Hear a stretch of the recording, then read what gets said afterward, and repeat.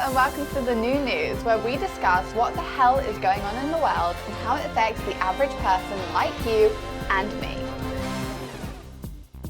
After 16 days of competition, the Olympics ended with a look back towards history and a look forward towards the next Olympiad in Los Angeles in 2028. A film about the torch relay went on so long that the torch would have burnt out as they were clearing and resetting the stage.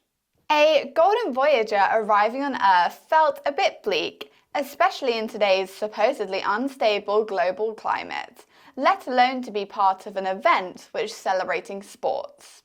It was with great relief that a real spaceman, Tom Cruise, also arrived on Earth by abseiling off the stadium roof, riding his motorbike out of the Stade de France with the Olympic flag onto a plane, then jumping out of that plane and time traveling to land in Los Angeles, beaming at the closing concert in Long Beach. Bit harsh on the audience that had paid to sit in the stadium back in Paris for hours. Team GB ended the Olympics with 65 medals, the fourth games in a row where we have left with over 60 medals. Alongside deep appreciation for all medal winners, there has been a special few competitors that definitely put a smile on all our faces. Our favourite is Li Wenwen, the Chinese weightlifting competitor who was pure joy after winning gold and sharing it with her whole team.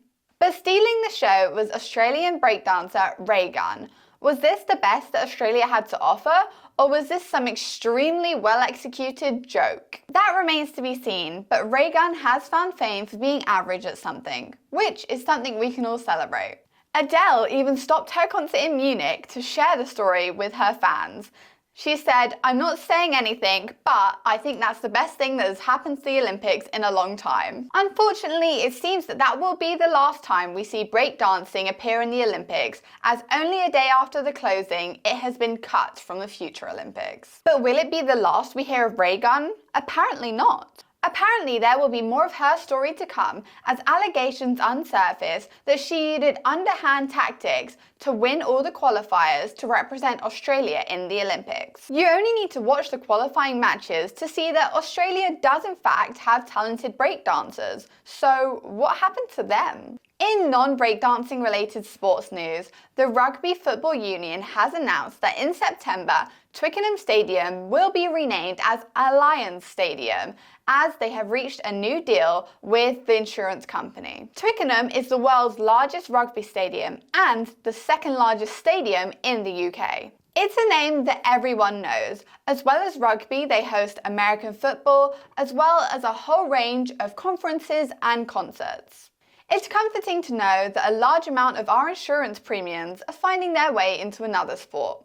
The press run of the film adaptation It Ends With Us by Colleen Hoover, starring Blake Lively and Justin Baldoni, is shrouded in controversy. It all started when the stars refused to answer any questions about their director Justin Baldoni.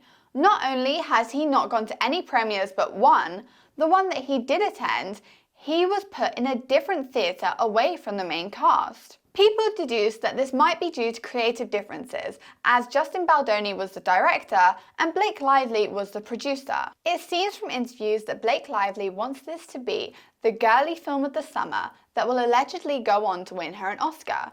Justin Baldoni seems to be the only member on the cast who is talking about how this film tackles generational abuse to women, and how this might affect viewers going to watch, and how important it is to spread awareness for domestic violence. He has spoken about how strong survivors are and how hard of a watch it must be for a lot of their audience. Many feel let down that Blake Lively has turned this press run into an advert for her hair care, a photo op for her and her husband, and an instance to start drama with her co-star. As unfashionable as it is to say, there has been good news in the UK this week. Although the government has told the police to remain on high alert for further riots, it has seemed that the whole situation has calmed down and more people are taking to the streets to show their support for their Muslim brothers and sisters than EDL members are taking to the street to say how they're unwelcome. The focus starts to turn now to the consequences of the unrest and how we can start to move forward. Whilst hundreds have been taken to court accused of violence and racism, it has been pointed out that Labour, who was elected only a month ago, ran with the concerns that prisons were being overcrowded. That situation won't be helped by hundreds of rioters being sentenced to jail. And of course, the justice system will take some time to recover from these added burdens, and it will cost the taxpayers and the average person tens of millions to accommodate for these new criminals. The king has been questioned for not yet visiting the places that these riots took place. People have said it is his job to do so. However, King Charles has, for many years, been working behind the scenes to bring people of multiple faiths and races together. It's also worth remembering that he's getting over cancer, and his kids. His kids are probably a source of great concern. I mean, have you read The Spare? Fortunately, Education Secretary Bridget Phillipson has announced that students will now be taught critical thinking, how to think for themselves, and how to recognise false information. People do seem to be losing their skills of questioning, thinking for themselves, and how to check the facts of the new information they're being told.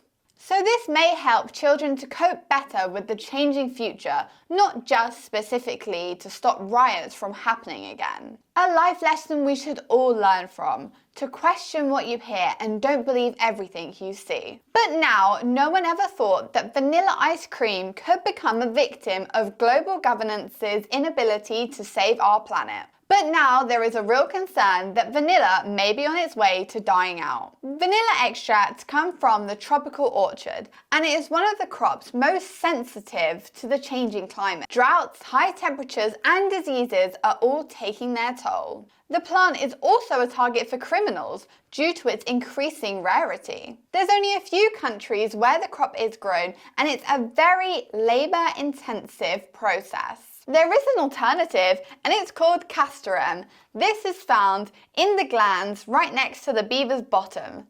Over this past week, a series of animal-themed artworks have appeared all across London. The slightly mysterious but ever-elusive artist named Banksy has claimed ownership of them, and people all across the country have travelled far and wide to see them. Some of the pieces have already been removed, and the piranhas that were painted on the side of the police box have been deemed criminal damage by the police of London. Many have questioned what the animals mean, but for most of us, it highlights how art still affects us in our day-to-day life and how powerful just one person can be. Art is a powerful tool, one of the few that actually belongs to everyone, and Banksy has proved this yet again. Communicating is where the power is, and violence is where the establishment wins. Thanks for the smiles and making people think outside the box, Banksy. Finally, the brain tonic that is known as Coke has signed a $1.1 billion